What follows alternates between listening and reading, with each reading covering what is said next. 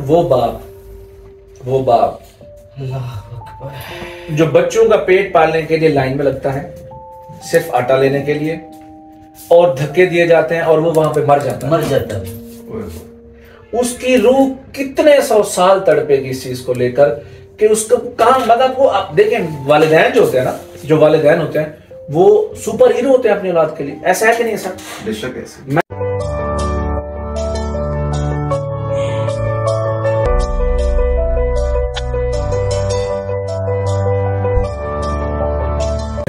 बड़े अफसोस की बात है, हमारे इस मुल्क के सबसे बड़े जो लीडर हैं, वो एक पहले लीडर जो थे वो थे कायदे आजम, जिन्होंने इस मुल्क को अलग किया, 2 कौमी नजरिए के तहत पाकिस्तान बनाया।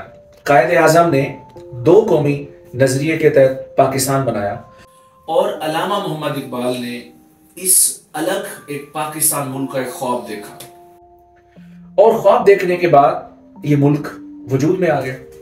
और तब से लेकर अल्लामा मोहम्मद इकबाल ने मरते दम तक खुदी पे जोर दिया कि खुदी को कर बुलंद इतना कि हर तकदीर से पहले खुदा बंदे से खुद पूछे, बता तेरी रजा क्या है। और भी बहुत सारे अशार हैं जो अल्लामा इकबाल ने खुदी पे लिखे, और खुदी में सबसे ज्यादा जो टारगेट किया गया है वो नौजवान है।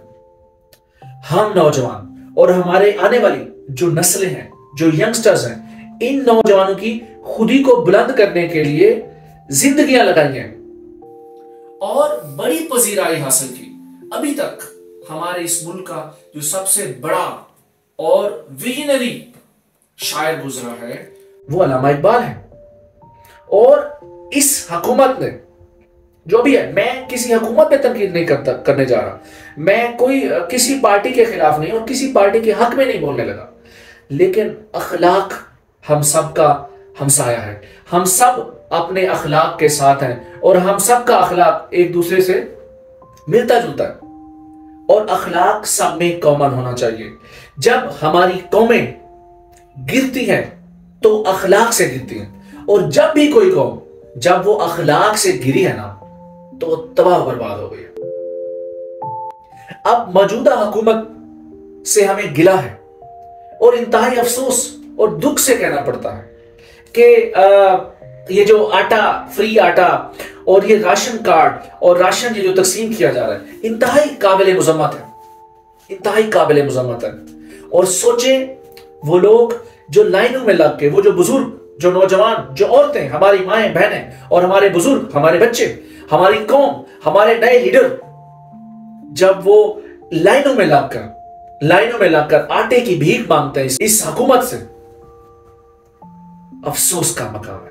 तो इससे होता क्या है, इंसान की जो खुदी है ना उसका जनाजा निकल जाता है, और जब इंसान से उसकी खुदी और उसकी खुददारी निकाल दी जाए तो तबाह बर्बाद हो जाता है इंसान रहता ही नहीं है, वो अपनी नजरों में गिर जाता है, और जब इंसान अपनी नजरों में गिर जाता है ना वो कभी नहीं उठता।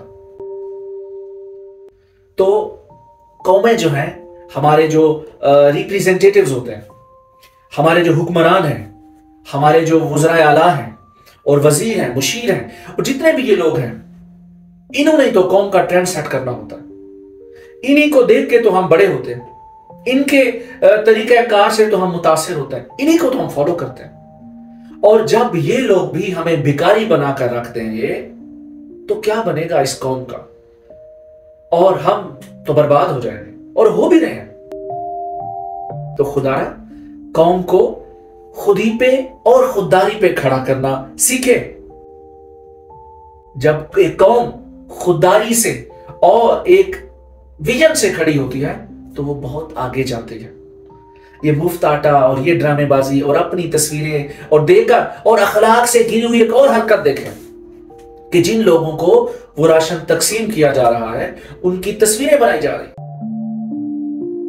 लानत इस तरह के अच्छे काम पे जो आप लोग कर रहे हैं। बहुत पुराना और बहुत पहले बचपन में सुना था कि नेकी कर दरिया में डाल, कि अगर नेकी की है तो उसको दरिया में फेंको, कानो कान खबर ना हो कि आपने कुछ नेकी किया। लेकिन बड़ा अफसोस, एक तो हम बेगैरती करते हैं, मैं इसे बेगैरती बोलूंगा कि जो लोगों की खुदी और उनकी खुदारी और उनकी गैरत को कॉम्प्रोमाइज किया जाता है और उनको मजबूर किया जाता है कि वो लाइनों में लगकर अपने लिए राशन इकट्ठा करें। जब हमारे लीडरान और हमारे सरबरा हमें भिखारी बना देंगे तो हम कौम नहीं रहेंगे, हम बर्बाद हो जाएंगे जैसे हो चुके हैं। अब अगर हमारे दूसरे मुल्कों को देखें, कोई चांद पे पहुंच गया, किसी ने बहुत कुछ कर लिया, बांग्लादेश हमसे आगे निकल चुका है, इंडिया को तो गोली मारो। ये है हमारी असल औकात, कोई पूछता भी नहीं है। हमारे लीडरान, हमारे हुक्मरान हमारा जनाजा निकाल रहे हैं। जब वो खुद एक कौम को भिखारी बना देंगे तो वो कौम बर्बाद हो जाएगी। खुदा ना इस तरह के काम से बचे, वगरना जिंदा लाशें हैं। जनाजा आज पढ़ लें या बाद में पढ़ लें, आपकी मर्जी। अस्सलाम।